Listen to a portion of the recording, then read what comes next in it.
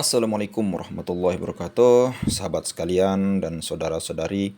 Nah, jadi pada kali ini kita akan sama-sama mendengarkan klarifikasi daripada salah satu anggota daripada Paguyuban Pengurus Cabang NU Solo Raya ya guys ya.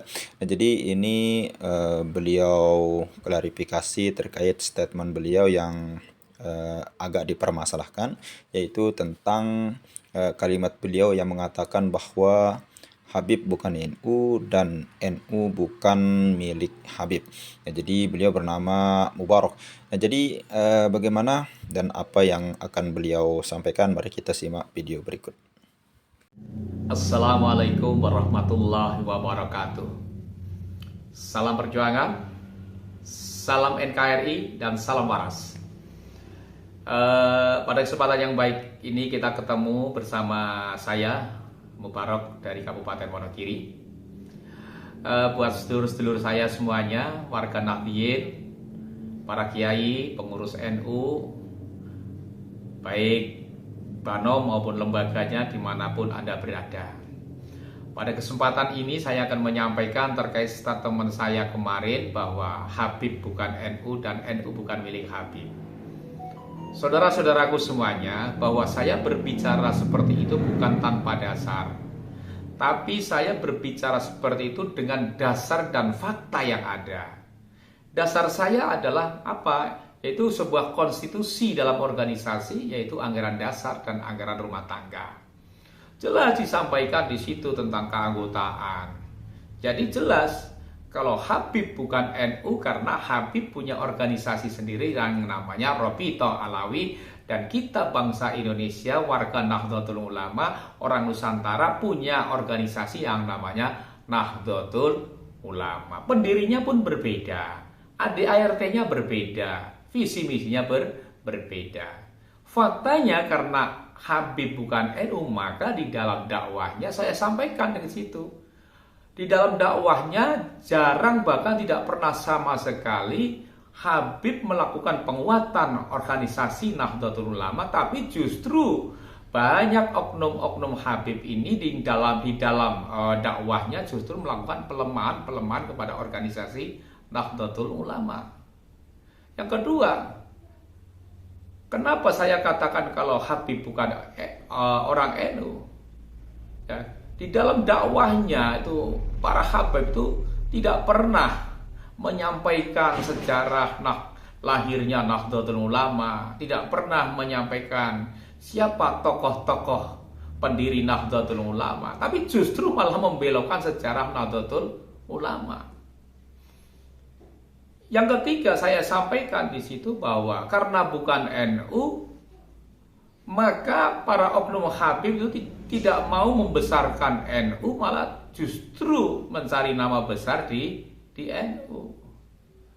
Yang keempat yang saya sampaikan bahwa Habib bukan NU, faktanya Habib tidak pernah mau menghidupkan NU, tapi justru malah podo mencari kehidupan di Nahdlatul Ulama. Ini fakta ya, ini fakta, dan ini saya sampaikan sesuai dengan aturan, sesuai dengan anggaran dasar, anggaran rumah tangga di Nahdlatul Ulama. Satu hal lagi ya, tandanya ya, fakta kalau Habib bukan NU yaitu di dalam amaliyah.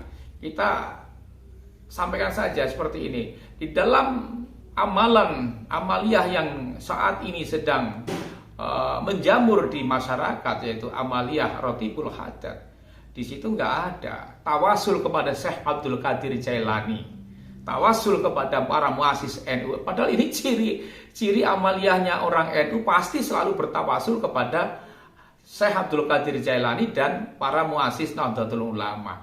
Ya, dan ini tidak dilakukan oleh oknum-oknum habaib, justru tawasulnya kepada Faqih Muqaddam. Inilah sebagai bukti bahwa Habib itu bukan orang NU. Kalau Anda tidak percaya, kemudian menyampaikan kepada saya, Pak Barok nggak usah ikut-ikutan berbicara nasab. Saya nggak berbicara nasab, saya berbicara tentang tata kelola organisasi, berbicara tentang bagaimana menjaga marwah, menjaga wibawa organisasi sesuai dengan anggaran dasar, anggaran rumah tangga. Jadi jangan salah ya dalam menilai apa yang saya sampaikan, bahwa saya nggak berbicara nasab, tetapi kali ini saya berbicara tentang kaitannya dengan anggaran dasar, anggaran rumah tangga. Saya kira itu ya, kalau masih belum terang ya kebangetan lah ya yang saya sampaikan, baik yang saya sampaikan kemarin maupun yang saya sampaikan saat ini. Saya kira teman-teman semuanya semakin tahu dan semakin paham apa yang saya sampaikan. Yang jelas Habib bukan NU dan NU bukan milik Habib, sehingga Habib tidak berhak untuk mengatur-ngatur NU. Yang berhak mengatur NU adalah struktural NU, PBNU, Ketua Umum PBNU yang berhak untuk mengatur Nahdlatul Ulama. Jadi bukan oknum-oknum Habib yang boleh mengatur, termasuk di daerah-daerah pun seperti itu. Jangan mau ketika ada pengajian-pengajian habaib minta untuk dipasangi bendera tanpa sepengetahuan pengurus-pengurus NU. Mari kita jaga kewibawaan Nahdlatul Ulama. Insya Allah NU akan selalu terjaga kalau kita mau menjaga. Siapa lagi kalau bukan kita? Terima kasih. Wassalamualaikum warahmatullahi wabarakatuh. Oke, saudara sekalian, luar biasa sekali apa yang disampaikan oleh salah satu pengurus cabang Nahdlatul Ulama, yaitu cabang Solo Raya.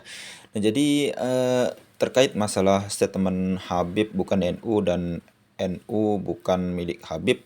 Nah, jadi ada alasan tersendiri beliau kenapa mengatakan hal yang seperti itu. Jadi dalam catatan saya ada beberapa hal yang menjadi poin untuk beliau kenapa menyampaikan hal yang demikian. Yang pertama yaitu Habib bukan NU karena Habib punya organisasi tersendiri, yaitu yang lebih kita kenal dengan Rabithah Alawiyin. Ya, jadi di dalam Rabithah Alawiyin ini sudah jelas ada ART, ada anggaran dasarnya. Itu merupakan salah satu organisasi khusus untuk para habaib yang ada di Indonesia ini. Nah, jadi Rabithah Alawiyin dengan NU sudah beda antara organisasi satu dengan yang lainnya. Kalau NU ada anggaran dasarnya, ada ART-nya juga sudah beda dengan Rabithah Alawiyin. Itu dua organisasi. Nah, kata beliau tadi, kalau kita yang pribumi Nusantara, asli Nusantara, itu organisasi kita Nahdlatul Ulama. Nah, jadi bukan Nahdlatul Ulama juga, banyak organisasi lain yang ada di Indonesia ini. Yang terbesar tentunya Nahdlatul Ulama, lalu kemudian Muhammadiyah dan NW yang ada di NTB maupun NWDI yang dipimpin oleh salah satu gubernur terbaiknya, yaitu Tuan Guru Bajang Muhammad Zainul Majdi MA. Nah, itu yang pertama. Dan yang kedua, apa alasan beliau itu, Pak Mubarak ini, mengatakan bahwa Habib bukan NU dan NU bukan milik Habib? Karena Habib itu ketika menyampaikan sesuatu, kata beliau itu tidak pernah yang namanya mengungkit atau menyampaikan sejarah NU.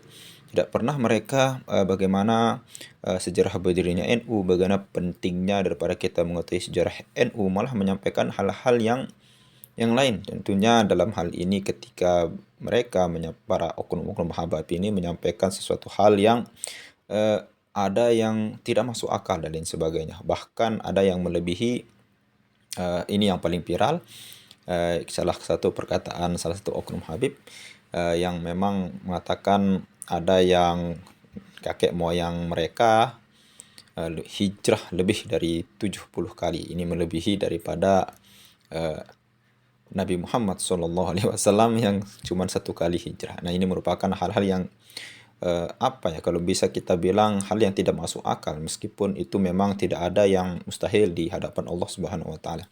Itu yang pertama. Itu alasan beliau ya, Pak Mubarak ini.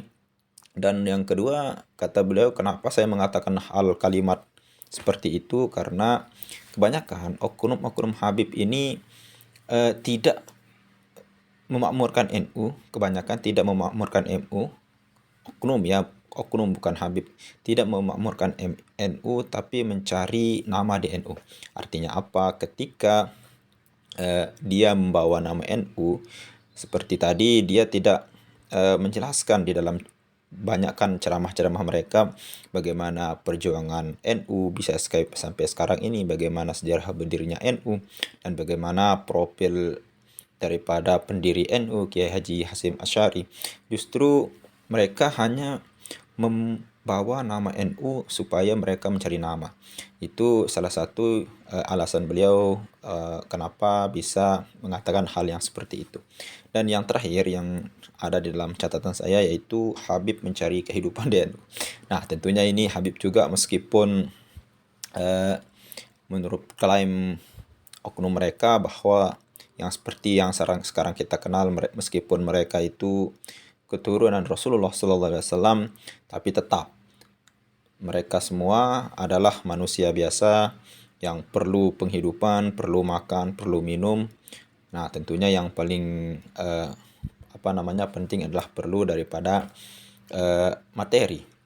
Jadi ini perlu mereka tidak hanya sekedar pergi ngomong dan lain sebagainya, namun ketika mereka datang, ini menurut sebagian kesaksian orang, ada oleh-oleh lah tersendiri. Nah, inilah bagusnya kita di Indonesia, ketika ada orang alim datang, ketika ada orang tamu yang datang, maka kita menyuguhkannya, maka kita memuliakannya seperti kita memuliakan para alim ulama dan lain sebagainya. Inilah baiknya kita di Indonesia ini.